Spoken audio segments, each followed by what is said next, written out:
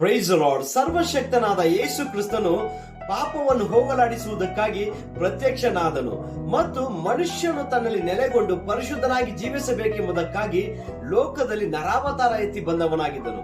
ಆದರೆ ಕೆಲವರು ಅದನ್ನು ದುರುಪಯೋಗ ಪಡಿಸಿಕೊಂಡು ಕ್ರಿಸ್ತನಲ್ಲಿ ನೆಲೆಗೊಂಡಿದ್ದೇನೆ, ಪರಿಶುದ್ಧನಾಗಿದ್ದೇನೆ ಎಂಬುದಾಗಿ ಹೇಳಿ ತನ್ನನ್ನು ತಾನೇ ವಂಚಿಸಿಕೊಂಡು ಬೇರೆಯವರನ್ನು ವಂಚಿಸುವವರಾಗಿದ್ದಾರೆ.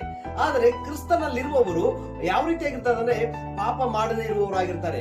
ಮತ್ತು ಪಾಪ ಮಾಡುವವರು ಕ್ರಿಸ್ತನನ್ನು ಕಂಡವರಲ್ಲ, ತಿಳಿದವರಲ್ಲ ಎಂಬುದಾಗಿ ವಾಕ್ಯ ಬರೆಯಲ್ಪಟ್ಟಿದೆ. ಈ ವಾಕ್ಯ ನೋಡಬಹುದು. ಯೋಹಾನನು ಬರೆದ ಮೊದಲನೇ ಪತ್ರಿಕೆ 3ನೇ ಅಧ್ಯಾಯ 5-6ನೇ ವಾಕ್ಯದಲ್ಲಿ, ಪಾಪಗಳನ್ನು ಹೋಗಲಾಡಿಸುವುದಕ್ಕಾಗಿ ಕ್ರಿಸ್ತನು ಪ್ರತ್ಯಕ್ಷನಾದನೆಂಬುದು ನಿಮಗೆ ಗೊತ್ತಾಗಿದೆ. ಆತನಲ್ಲಿ ಪಾಪವಿಲ್ಲ. ಆತನಲ್ಲಿ ನೆಲೆಗೊಂಡಿರುವವನು ಪಾಪ ಮಾಡನು. ಪಾಪ ಮಾಡುವವನು ಆತನನ್ನು ಕಂಡವನು ಅಲ್ಲ, ತಿಳಿದವನು ಅಲ್ಲ ಎಂಬುದಾಗಿ ಬರೆಯಲ್ಪಟ್ಟಿದೆ. ಹಾಗಾದ್ರೆ ಪಾಪ ಮಾಡುವವನು ದೇವರನ್ನು ಕಂಡವನು ಅಲ್ಲ, ತಿಳಿದವನು ಅಲ್ಲ. ಯಾಕಂದ್ರೆ ಕ್ರಿಸ್ತನಲ್ಲಿರುವವನು ಪರಿಶುದ್ಧ